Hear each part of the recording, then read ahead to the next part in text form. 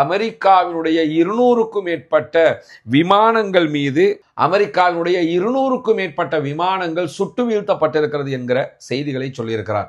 ஒரு கப்பலில் ஏற்றி இன்னொரு கப்பலுக்கு மாற்றுகிற ஒரு பிசினஸை பண்ண போறாங்க. ஏன்னா இந்தியா உள்ளிட்ட நாடுகள் சவுதிட்டே இருந்து பெரிய அளவுல கச்சா எண்ணெய்களை வாங்குகிறது. ஆனால் அவங்களுக்கு இப்பொழுது வாங்க முடியாத நிலை இருக்கிறது. ஒரு பக்கம் ஹவுதீஸ்ல பிரச்சனை, மறுபக்கம் ஈரானுடைய பிரச்சனைங்கிறதுனால ஈரான் சரணடைவதற்கான வெள்ளை கொடியை உயர்த்த வேண்டும் என்று சொல்லி இருக்கிறார். நீங்க யுத்தம் பண்ணியே அவன் அடங்கல, யுத்தத்தையே ஜெயிச்சுட்டு வந்து நிற்கிறான்.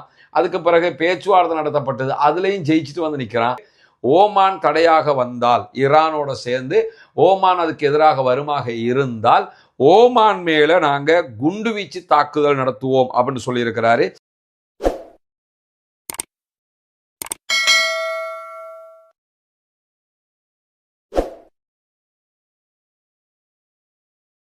அன்றுக்கினிய சகோதர சகோதரிகளே, நம் அனைவர் மீதும் ஏக இறைவனுடைய அமைதியும் கருணையும் உண்டாகட்டுமாக என்கிற உயரிய பிரார்த்தனைகளோடு பாலஸ்தீனத்தினுடைய காசா மீதான இஸ்ரேலிய ஆக்கிரமிப்பு படைகளின் 2 ஆண்டு கால யுத்தத்தில் தொடங்கி இன்று வரைக்கும் மத்திய கிழக்கு ஒரு கொதிநிலையாக இருப்பதை நம்ம பார்க்க முடியும். மத்திய கிழக்கில் இஸ்ரேலும் அமெரிக்காவும் இணைந்து ஈரானுக்கு எதிராக ஆரம்பித்த யுத்தத்தை முடிக்க முடியாமல் தடுமாறிக்கொண்டிருக்கிறது அமெரிக்கா. மத்திய கிழக்கிலிருந்து வெளியேறவும் முடியவில்லை, மத்திய கிழக்கிலே இருக்கவும் முடியவில்லை என்கிற ஒரு நிலையில் அவர்கள் தத்தளித்துக் கொண்டிருக்கக்கூடிய சூழல்களில் மத்திய கிழக்கு முழுவதுமே வேறு விதமான பல பதட்டமான நிகழ்வுகளும் நடைபெற்று வருவதை நம்ம பார்க்க முடியும். அந்த அடிப்படையில் இன்றைக்கும் பல முக்கியமான செய்திகள் வெளியாகி இருக்கிறது. குறிப்பாக இன்றைய நாள் இஸ்ரேலுடைய தீவிர வலதுசாரி அமைச்சராக இருக்கக்கூடிய இத்தாமர் பென் கிவிர், உலகத்தில் சில இனவாதிகளுடைய பட்டியலை நம்ம போட்டெடுத்தோம்னா அதில் நம்பர் 1 இடத்துல வரக்கூடிய ஒரு ஆளாக இந்தால் இருப்பான். இந்தால் இன்றைக்கு வெளியிட்டிருக்கக்கூடிய அறிவிப்பில் இஸ்ரேலிய படைகள், இஸ்ரேலிய இராணுவம் ஒவ்வொரு நாளும் 30 தொடக்கம் 40 பாலஸ்தீனர்களை இட வேண்டும். சிறையில் இருக்கக்கூடிய பாலஸ்தீன மக்களை ஒவ்வொரு நாளும் 30 தொடக்கம் 40 பேருடனும் அதே மாதிரி காசா மக்களை கொன்று குவிக்க வேண்டும் என்று வெளிப்படையாகவே இந்த இனவாதி தன்னுடைய கருத்துக்களை சொல்லியிருக்கக்கூடிய செய்திகள் வெளியாகி இருக்கிறது. தொடர்ச்சியாக இத்தாமர் பென் கிவிர் இப்படியான கருத்துக்களை சொல்லி வருவதற்கான காரணமும் இருக்கிறது. அடுத்த ஓரிரு வாரங்களுக்குள்ளாக தேர்தல் நடைபெற இருக்கிறது. அந்த தேர்தலை ஒட்டித்தான் இந்த பேச்சுக்களை அவர்கள் பேசுகிறார்கள். ஏன்னா யூதர்களை பொறுத்தவரையில அவங்களுக்கு இந்த கொல்றது, வெட்டுறது, அழிக்கிறது, இல்லாமலாக்குறது இந்த மாதிரி எவன் பண்றானோ அவனைத்தான் அவர்களுக்கு பிடிக்கும், அவனுக்கு தான் வாக்களிப்பாங்க என்கிற வகையில வாக்குகளை சேகரித்துக் கொள்ள வேண்டும் என்றால் காசா மக்கள் மீது அழிவுகளை உண்டாக்க வேண்டும், அழிப்போம் என்று சொல்ல வேண்டும், வாக்குறுதி கொடுக்க வேண்டும். அந்த அடிப்படையில் இந்த ஷைத்தானிய கருத்துக்களை இந்தால் சொல்லிக் கொண்டிருக்கக்கூடிய செய்திகள் இன்றைக்கு வெளியாகி இருக்கிற அதே நேரத்தில் இன்றைய நாள் ஈரான் பல முக்கியமான செய்திகளை வெளியிட்டிருக்கிறது. அமெரிக்காவும் பல முக்கியமான செய்திகளை வெளியிட்டிருப்பதை நம்ம பார்க்க முடியும். அந்த வகையில் ஈரானுடைய சபாநாயகர், பாராளுமன்ற சபாநாயகர் முகமது பாகர் கலீபாப் வெளியிட்டிருக்கக்கூடிய அறிவிப்புகளில் கடந்த 40 நாட்கள் நடைபெற்ற யுத்தத்தின் போது அமெரிக்காவினுடைய 200க்கும் மேற்பட்ட விமானங்கள் மீது அமெரிக்காவினுடைய 200க்கும் மேற்பட்ட விமானங்கள் சுட்டு வீழ்த்தப்பட்டிருக்கிறது என்கிற செய்திகளை சொல்லியிருக்கிறார். 200க்கும் மேற்பட்ட விமானங்கள் அடிப்படையாக விமானங்களை சுட்டு வீழ்த்தியது என்பது 3 தொடக்கம் 7 F-35 விமானங்களை அமெரிக்காவுக்கு சொந்தமானவற்றை ஈரான் சுட்டு வீழ்த்தியது நமக்கெல்லாம் தெரியும். அதிலிருந்து ஒருத்தன் தப்பிச்சது, பிறகு அதை அமெரிக்கர்கள் காப்பாற்றியது என்கிற செய்திகள் எல்லாம் நம்ம பல விடத்தம் பார்த்துருக்கிறோம். ஆனால் 200க்கும் மேற்பட்ட விமானங்கள் என்று முகமது பாகர் கலீபாப் சொல்வது ஆளில்லா விமானங்களையும் சேர்த்துதான் என்பதை நம்ம புரிஞ்சுக்கிறோம். ஆளில்லா விமானம்னா ஈரான் அனுப்புற மாதிரி நார்மலான விமானங்கள் கிடையாது, செலவு குறைந்த ஆபத்தை அதிகம் உண்டாக்கக்கூடிய விமானங்கள் கிடையாது. அமெரிக்காவுடைய ஆளில்லா விமானங்கள் செலவும் அதிகம், ஆபத்தும் அதிகம். அப்படிப்பட்ட விமானங்கள் 200க்கு மேல நாங்கள் சுட்டு வீழ்த்தி இருக்கிறோம் என்கிற செய்திகளை சொல்லியிருக்கக்கூடிய முகமது பாகர் கலீபாப் இந்த தாக்குதல்கள், இந்த சுட்டு வீழ்த்தப்பட்ட நிகழ்வுகள் தான் மத்திய கிழக்கை தாண்டி ஐரோப்பிய நாடுகளுக்கே ஈரான் எவ்வளவு பலமானது என்பதை தெரியப்படுத்திய தாக்குதல்களாக இருக்கிறது என்கிற செய்திகளையும் மேலதிகமாக சொல்லியிருக்கிறார். இந்த நிலையில தான் இன்றைக்கு சவுதி அரேபியா தொடர்பான ஒரு முக்கியமான செய்தி வெளியாகி இருக்கிறது. சவுதி அரேபியா ஆசியாவில் இருக்கக்கூடிய நாடுகளுக்கு தேவையான கச்சா எண்ணெய்களை, க்ரூட் ஆயில்களை தற்போது வேறு விதமாக விநியோகிக்க ஆரம்பித்திருக்கிறது என்கிற செய்திகள். ஆல்ரெடி ஹொர்முஸ் மூடப்பட்டிருக்கு. எனவே ஹொர்முஸ் வழியாக பிசினஸ் பண்ண முடியாது. அடுத்ததாக பாபல் மந்தப மூடி வச்சிருக்கிறாங்க சவுதிகளுக்கு எதிராக ஹூத்தி படைப்பிரிவுகள். எனவே பாபல் மந்தபு வழியாகவும் அவர்களுக்கு பிசினஸ் பண்ண முடியாதுங்கிறதுனால தற்போது அவர்கள் கப்பல்ல இருந்து கப்பலுக்கு வியாபாரம் என்கிற ஒரு முறையை தேர்வு செய்திருக்கிற செய்திகள் வெளியாகி இருக்கிறது.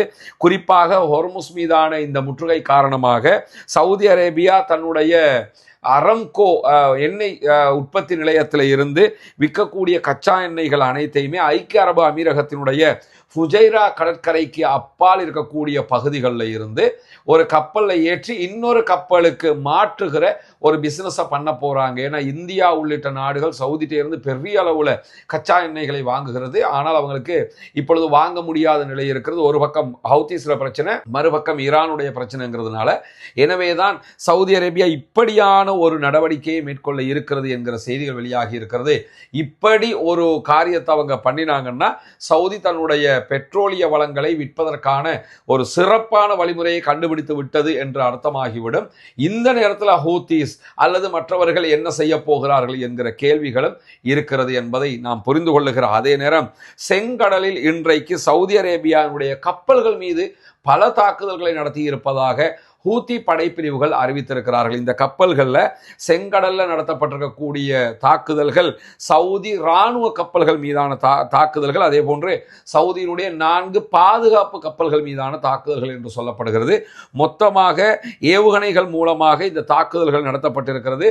சவுதி இது தொடர்பான எந்த கருத்துக்களையும் வெளியிடவில்லை. சவுதி அரேபியாவின் மொத்தம் 5 கப்பல்களுக்கு ஒரே நாளில் தாக்குதல் நடத்தப்பட்டிருக்கு. இந்த 5 கப்பல்களுமே பாதுகாப்பு தொடர்பான மிலிட்ரி கப்பல்களாக இருக்கிறது.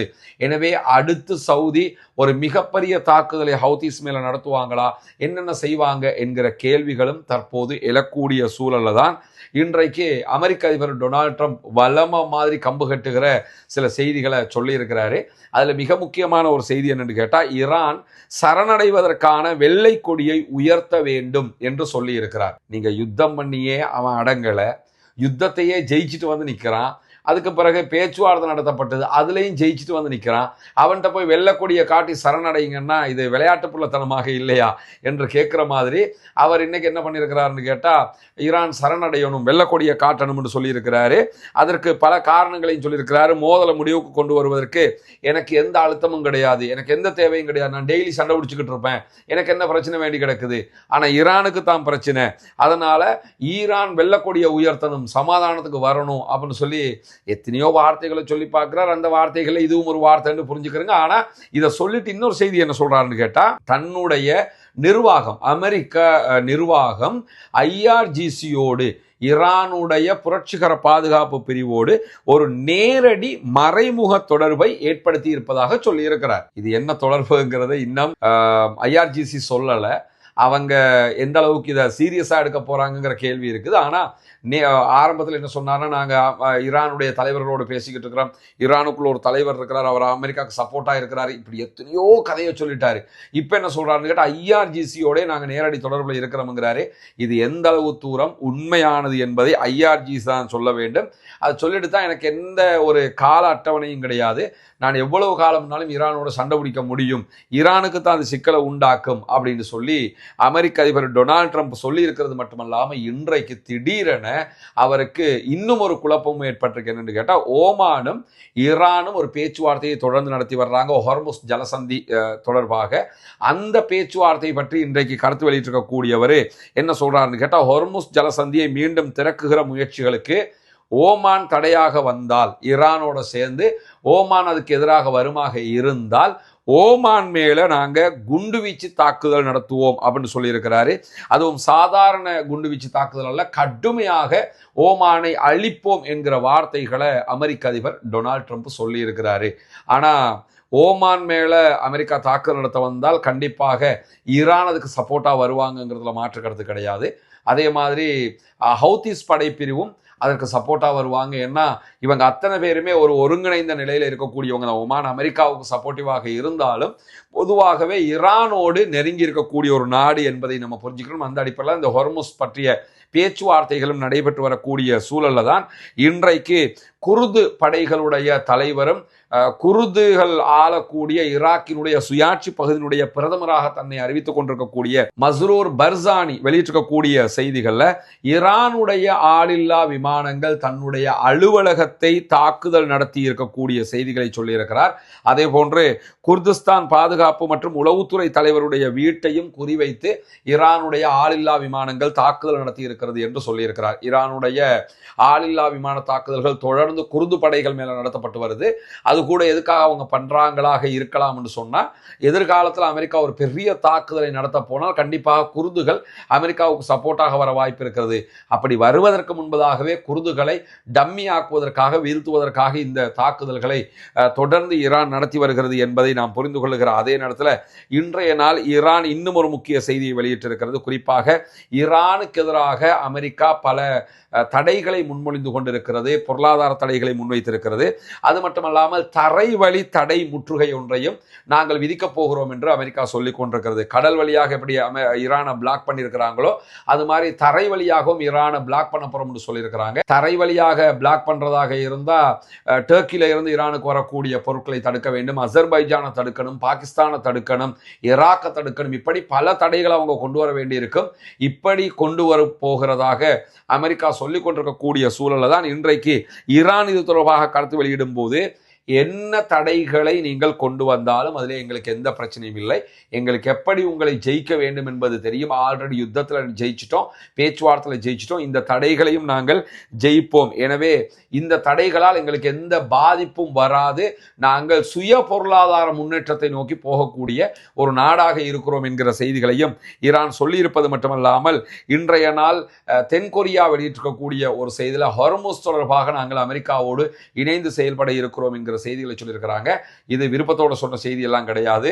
நீங்க எங்களுக்கு ஹொர்முஸ் விஷயத்துல எந்த ஒரு ஹெல்ப்பும் பண்ணல, எங்களோட இணைஞ்சு வரல என்று சொல்லி தென்கொரியாவோடு நடக்கிற ராணுவ ஒத்துழைப்புகள் எல்லாம் குறைப்பதாக அறிவித்திருக்கிறார் அமெரிக்க அதிபர் டொனால்ட் ட்ரம்ப். அதுக்காகத்தான் இந்த செய்திகளை உடனடியாக இன்றைக்கு தென்கொரியா சொல்லி இருக்கிறது என்பதையும் இன்றைக்கு வெளியாக இருக்கக்கூடிய அதே செய்தியில நம்ம பார்க்க முடிகிற அதே நேரம் இன்றைக்கு இன்னும் ஒரு முக்கியமான செய்தி நடைபெற்றிருக்கு என்னன்னு கேட்டா, காசாவினுடைய பாலஸ்தீன விடுதலை போராட்ட அமைப்பினுடைய தலைவர் டாக்டர் ஹலீல் அல் ஹையா அவங்க ஈஜிப்டுக்கு போயிருக்கிறாங்க. ஈஜிப்ட்ல பேச்சுவார்த்தைகளை நடத்துகிற அதே நேரம் அமெரிக்க அதிபர் டொனால்ட் ட்ரம்பினுடைய மருமகனும் அமெரிக்காவுடைய பேச்சுவார்த்தை குழுவினுடைய தூதுவராகவும் செயல்படக்கூடிய ஜார்ஜ் குஷ்னர் ஆல்ரெடி இஸ்ரேலுக்கு போய் இஸ்ரேல் பிரதமர் பெஞ்சமின் நெதன்யாகுவை சந்திச்சு சமாதான உடன்படிக்கைகளை நீங்க தூர விலகி போயிடக்கூடாது, காசா மீதான சமாதானம் தொடர்பாக பல பேச்சுவார்த்தைகளை நடத்தினதனுடைய தொடர்ச்சியாக அவர் நேரடியாக ஈஜிப்டுக்கு போய் பாலஸ்தீன விடுதலை போராட்ட அமைப்பினுடைய தலைவர்களையும் சந்தித்து பேச்சுவார்த்தை நடத்தி இருக்கிறார். இது ஒரு முக்கியமான அம்சமாக பார்க்கப்படுகிறது. காரணம் என்னன்னு கேட்டா, இந்த பலஸ்டைன் காசா பிரச்சனையில நம்ம எடுத்துக்கிட்டோம்னா பொதுவாகவே அமெரிக்காவினுடைய ஒரு செயல்பாடு இருக்கிறது. அமெரிக்கா ஒரு அமைப்பை அல்லது ஒரு நபரை தீவிரவாதி பயங்கரவாதி என்று அறிவிச்சு அவங்களோட எந்த பேச்சுவார்த்தையும் நடத்த மாட்டாங்க. அமெரிக்கா தன்னுடைய வரலாற்றில் முதல் தடவையாக பேச்சுவார்த்தை நடத்தியது பாலஸ்தீன விடுதலை அமைப்போடு தான். அதே நேரம் இப்பொழுது அவர்களோடு சந்தித்து நேரடியாகவே பேச்சுவார்த்தை நடத்தி இருக்கிறாங்க. ஏற்கனவே நடந்த பேச்சுவார்த்தை நேரடி பேச்சுவார்த்தை கிடையாது, இப்பொழுது நேரடியாகவே சந்தித்து பேச்சுவார்த்தையை நடத்தி இருக்கிறது அமெரிக்கா. இந்த பேச்சுவார்த்தைக்கான காரணம் காசாவினுடைய அந்த போடப்பட்டிருக்க ஒப்பந்த பிரகாரம் பாலஸ்தீன விடுதலை போராட்ட அமைப்புகள் காசாவுக்குள்ளே இருக்கக்கூடிய தேசிய அமைப்பிடத்தில் ஆயுதங்களை ஒப்படைப்பதாக சொல்லியிருக்கிறார்கள். ஆனால் இஸ்ரேல் அதை ஏற்றுக்கொள்ள மறுக்கிறது. இஸ்ரேலை அதற்கு இணங்க வைத்து பாலஸ்தீன விடுதலை அமைப்பையும் இதே செயல்பாட்டில் முன்கொண்டு செல்வதற்காகத்தான் அவர்கள் இந்த காரியங்களையும் செய்து வருகிறார்கள். எனவே இது ஒரு வரலாற்று முக்கியத்துவம் வாய்ந்த ஒரு நிகழ்வாக பார்க்கப்படுகிறது என்பதையும் புரிந்து கொள்கிறார். அதே நேரம் தொடர்ந்து இணைந்திருங்கள் ரஸ்மின் மைசி நியூஸ் மற்றும் ரஸ்மின் டாக்ஸ் ஆகிய 2 சேனல்களோடு வரக்கூடிய செய்திகளை உடனுக்குடன் உங்களோடு பகிர்ந்து கொள்வதற்கு தயாராக இருக்கிறோம் என்கிற செய்திகளோடு ஆக்கிரமிப்புகள் ஓய வேண்டும், ஆக்கிரமிப்பாளர்களும் ஓய வேண்டும் என்கிற உயரிய பிரார்த்தனைகளோடு முடித்துக் கொள்கிறேன். வாஹர் தஅவானா அல்ஹம்துலில்லாஹி ரப்பில் ஆலமீன்.